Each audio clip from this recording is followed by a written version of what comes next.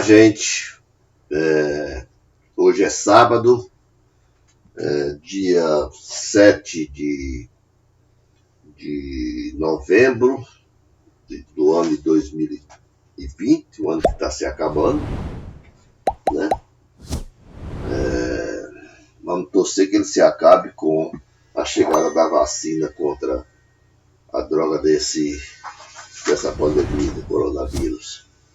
Né? Hoje nós vamos dar início a nova playlist desta feita para apresentar. Nós já apresentamos as determinações históricas do conceito de capital. Hoje nós vamos apresentar as determinações lógica ou a exposição propriamente dita do conceito da categoria de capital. Obviamente, tem que deixar isso bem claro, que não há como separar a investigação e a exposição. Há uma unidade entre esses dois momentos, né? A própria reconstrução histórica para fazer, digamos assim, um tombamento das categorias que vão compor a arquitetura categorial da economia política capitalista, né? A reconstrução histórica dessas categorias, ao mesmo tempo a sua exposição. Muito bem, eu separei esses dois momentos unicamente por uma questão de tornar a coisa mais didática, né? Mas lembrando a vocês que não há como separar esses dois momentos. A intenção é apenas de tornar a coisa mais fácil. Como eu lembrei no vídeo anterior, né, vou novamente relembrar, né, o convite que eu fiz ao professor Lincoln Seco, professor de História da USP, que escreveu um excelente livro sobre Caio Prado Júnior, que ele é intitulado como O Sentido da Revolução. Esse livro foi publicado pela editora Boitempo, ele é de 2008, se eu não estou enganado, deixa-me ver, é de 2008. Então, Lincoln Seco, né, produziu, né, editou este livro pela editora Boitempo, e eu convidei, né, para, com ele, fazermos um vídeo sobre esse historiador marxista, Caio Prado Júnior, que eu considero como um dos maiores historiadores marxistas do Brasil, né?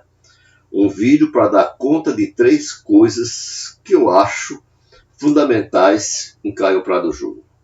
Primeiro, qual é a concepção de história de Caio Prado Júnior? Isso eu falei na playlist anterior, quando eu estava expondo a concepção de história e Marx. Eu falei que Caio Prado Júnior compreendeu perfeitamente a concepção marxiana de história. Então, nós vamos, nesse vídeo, que eu convido o companheiro Lincoln Seco, da USP, para discutir essa questão que é fundamental em Caio Prado Júnior e que também ele, no seu livro, né, explora perfeitamente bem essa questão, essa concepção de história.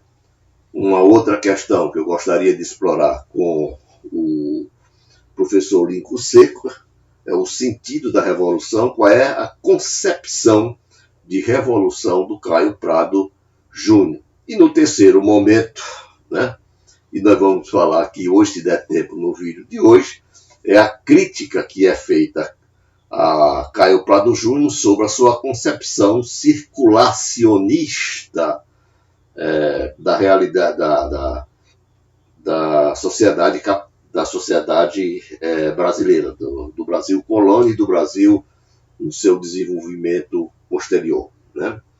Muito bem, então no dia 27, às 15 horas, nós vamos gravar este vídeo, né, com o Lincoln Seco para dar conta dessas três questões, né? Eu acho interessante estar fazendo isso, porque ao mesmo tempo que nós estamos estudando Marx nós estamos contextualizando a teoria de Marx para pensar o Brasil hoje, né? Então, o livro do companheiro Lincoln Seco cai como uma luva para nos ajudar, né, a partir de Marx, pensar essas três questões: a concepção de história, a concepção de revolução e a ideia do circulacionismo, como uma crítica que é feita a Caio Prado Júnior. Então, muito bem. Então, na playlist que nós abrimos hoje, continuamos com o mesmo tema, a transformação do dinheiro em capital, só que desta vez nós vamos ver as determinações lógicas, a exposição dessa categoria, né? De novo, eu vou insistir de estar mediando, né, toda essa exposição, né, interpolando na exposição, digamos assim, a dimensão histórica que é fundamental. E é o próprio Marx que diz isso. Ele abre o capítulo 4, chamado A Forma Geral do Capital, dizendo o seguinte: a circulação de mercadorias é o ponto de partida do capital. Produção de mercadoria e circulação desenvolvida de mercadoria. E entre travessão ele bota comércio. É muito importante essa palavra aí, comércio, porque ela vai nos remeter, né, à noção de capital comercial, né?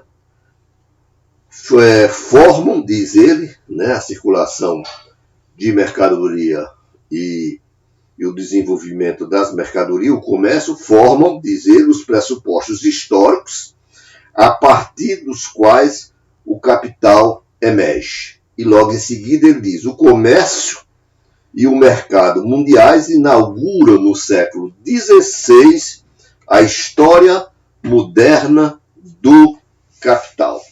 Então, para eu pensar o conceito de capital, eu preciso, né, analisar, tomar o ponto de partida, né, dessa transformação do dinheiro em capital. E o ponto de partida é a circulação simples de mercadoria, como ele está falando aqui, e o comércio de mercadoria, que é uma dimensão mais histórica. Embora ele diga, né, ele vai dizer que não é preciso recapitular para apresentar a categoria de capital, não é preciso recapitular toda a gênese do capital para conhecer o dinheiro como sua primeira forma de manifestação. Por que não é preciso recapitular o papel desempenhado pelo capital comercial para que o dinheiro se apresente como a primeira forma de manifestação do capital? E ele vai dizer o seguinte: não é preciso, vou reler de novo, não é preciso recapitular toda a gênese do capital para reconhecer o dinheiro como sua primeira forma de manifestação, pois a mesma história se desenrola diariamente diante dos nossos olhos. Todo novo capital entra em cena como dinheiro que deve ser transformado em capital mediante um processo determinado. Então, Marx não está preocupado em, né, discorrer sobre a mediação que tornou, através do capital comercial, que é uma primeira forma de manifestação do capital, é uma forma antediluviana de aparecimento do capital. Ele aqui não está preocupado em mostrar, né, qual é esse papel do capital comercial, né, na transformação do dinheiro em capital, na gênese do desenvolvimento do capitalismo. Isso não precisa ser feito, mesmo porque, né, o comércio, o intercâmbio geral de mercadorias que prevalece na sociedade capitalista já mostra que, como o dinheiro, né, ou como o capital, né, a partir do dinheiro, né, se desenrola diante dos nossos olhos. Todo novo capital que chega ao mercado é dinheiro que é adiantado para comprar mercadoria, para transformar em mais dinheiro. Então não é preciso recapitular essa gênese. Muito bem, não é preciso recapitular a gênese, ela está pressuposta, mas eu vou, eu vou tentar mostrar essa gênese, porque ela é fundamental em várias questões. A concepção de história de Marx aparece aqui, quando se analisa a gênese ou o papel desempenhado pelo capital comercial como forma antediluviana do capital na transformação do dinheiro em capital. Essa gênese aí é fundamental, embora ele não vá desenvolver. Essa gênese vai revelar para nós a concepção de história de Marx. E vai ser a ponte que nós vamos fazer no nosso diálogo que nós vamos estabelecer com o professor Lincoln Seco no dia 27 de novembro, às 15 horas. Muito bem. Como gênese do modo de produção capitalista, o capital comercial, essa forma antediluviana do capital, é uma forma histórica de capital, diz Marx, que surge muito antes do capital comercial. Ele surge muito antes do capital ter estabelecido seu próprio domínio sobre a produção. Sua existência e seu desenvolvimento, isto é, do capital comercial, até certo nível, são inclusive um pressuposto histórico para o desenvolvimento do modo de produção capitalista, porque essa forma de produção, a produção capitalista, pressupõe, por um lado, a concentração da riqueza monetária, e por outro, em mãos dos comerciantes, e por outro, porque o modo de produção capitalista tem como premissa a produção para o comércio, a venda por atacado, e não para um cliente individual. Então, o capital comercial joga papel fundamental no surgimento do modo de produção capitalista. Ele é anterior, ele é uma forma antediluviana, que vai ser importante na concentração do dinheiro como riqueza, como fortuna, nas palavras de Marx. É preciso ter dinheiro para que esse dinheiro possa ser utilizado, possa ser adiantado, não utilizado, possa ser adiantado para com ele fazer mais dinheiro. Precisa dessa concentração de riqueza, e isso é feito nos primórdios, na gênese do desenvolvimento capitalista, são os comerciantes. E, por outro lado, o modo de produção capitalista, ele tem como premissa a produção do comércio, para o comércio, a produção para o comércio, a venda por atacado. E isso só pode ser feito através do capital comercial. Muito bem, por isso, diz Marx, o desenvolvimento inteiro do capital comercial é voltado a conferir à produção um caráter cada vez mais orientado para o valor de troca, para a progressiva conversão dos produtos em mercadoria. Quer dizer, o papel do capital comercial, embora ele não domine a produção, mas na medida em que ele se desenvolve, ele vai criando condições para que o produto do trabalho dos homens se convertam em mercadoria. Ele joga aí um papel fundamental na transformação do produto do trabalho humano em mercadorias, como forma antediluviana, como gênese do aparecimento da forma capital, como nós conhecemos hoje. O capital comercial desempenha esse papel de transformação do produto do trabalho do homem em mercadorias. No entanto, nós precisamos ter bem claro que Marx faz questão de lembrar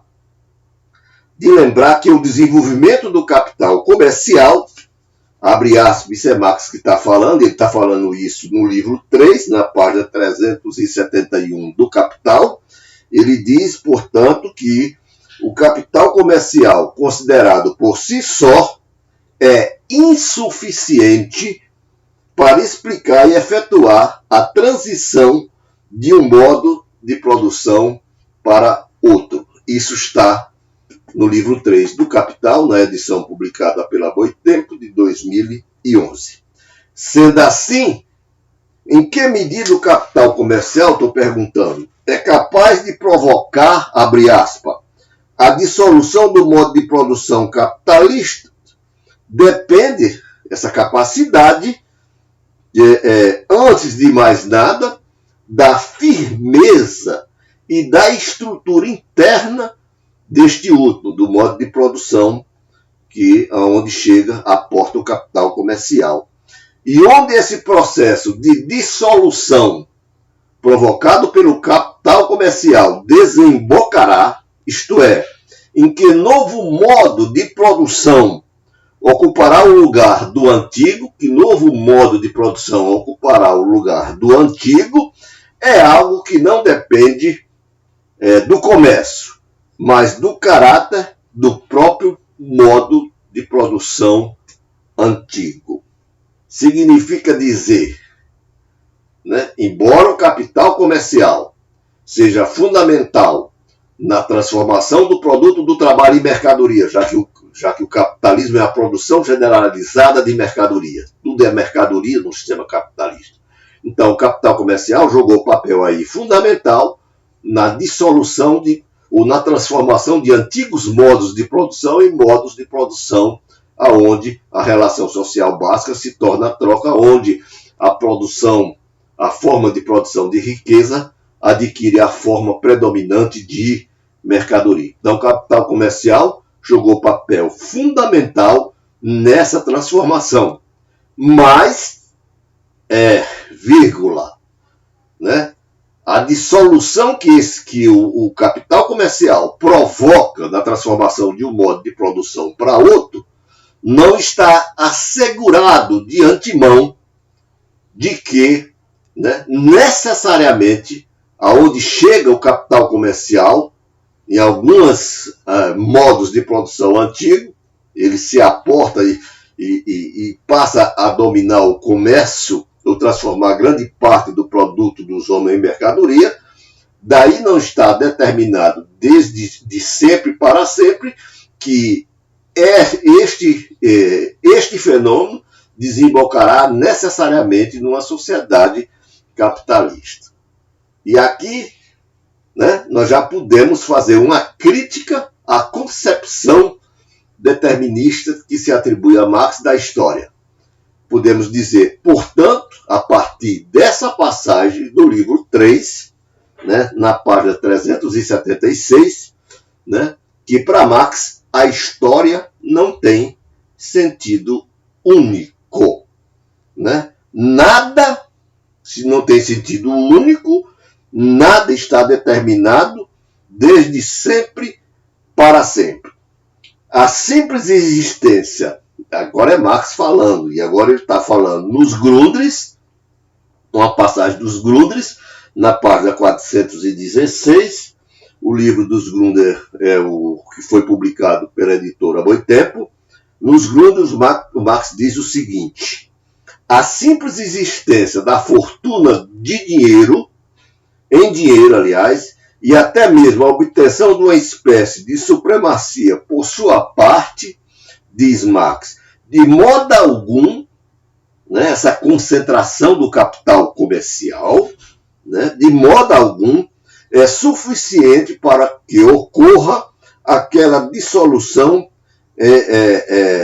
em capital. Caso contrário, se isso fosse,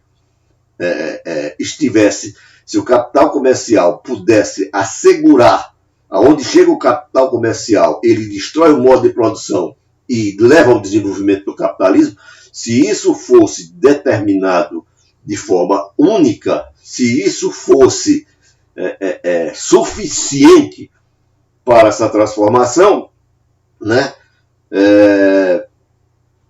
a história teria, portanto, um sentido único, mas não é. E Marx diz o seguinte, o capital comercial não tem essa força por si só, né, e ele dá o seguinte exemplo, né, de modo algum, o capital comercial é suficiente para que ocorra aquela dissolução do capital. Caso contrário, Roma Antiga, Bizâncio, etc., teriam encerrado a sua história com trabalho livre e capital, ou antes, inaugurado uma nova história.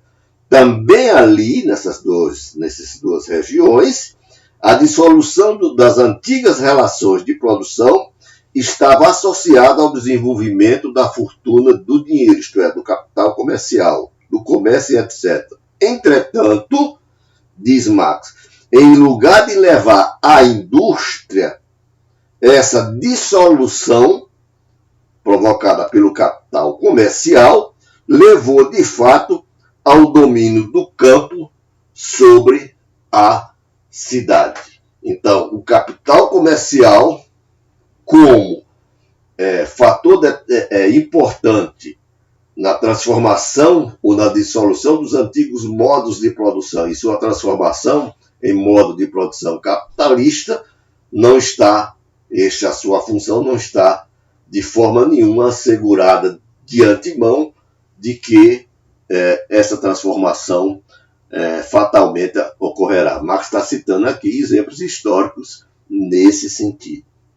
Portanto, mais uma vez, eu volto a dizer, a história não só não conhece sentido único, como também o seu acontecer contemporâneo não soterra para sempre, não enterra para sempre, não sepulta para sempre todo e qualquer vestígio do passado. Abre aspas. Onde a produção capitalista, quem está falando isso, deixe-me ver, é Marx no Capital, no livro 1, na página 79. Marx diz, onde a produção capitalista se instalou plenamente entre nós, por exemplo, nas fábricas propriamente ditas, as condições são muito piores que na Inglaterra, pois aqui não há o contrapeso das leis fabris. Em todas as outras esferas, atormenta-nos do mesmo modo como nos demais países ocidentais do continente europeu, não só o desenvolvimento da produção capitalista, mas também a falta desse desenvolvimento.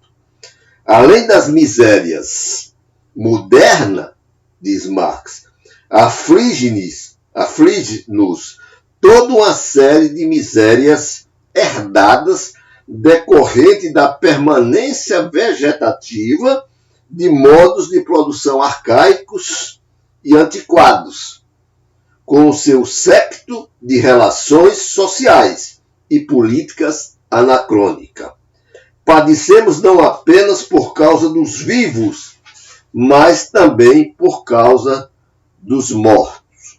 O morto se apodera do vivo. Então, no próprio modo de produção capitalista desenvolvido, subsistem formas arcaicas de produção herdadas de modos de produção anteriores. Na introdução do texto de 1859, Marx escreve, né, para acabar com a ideia de que há um determinismo histórico em Marx, que não é verdade, né? Nós já mostramos aqui, né? Marx escreve que o homem, é a frase mais batida e mais conhecida, né?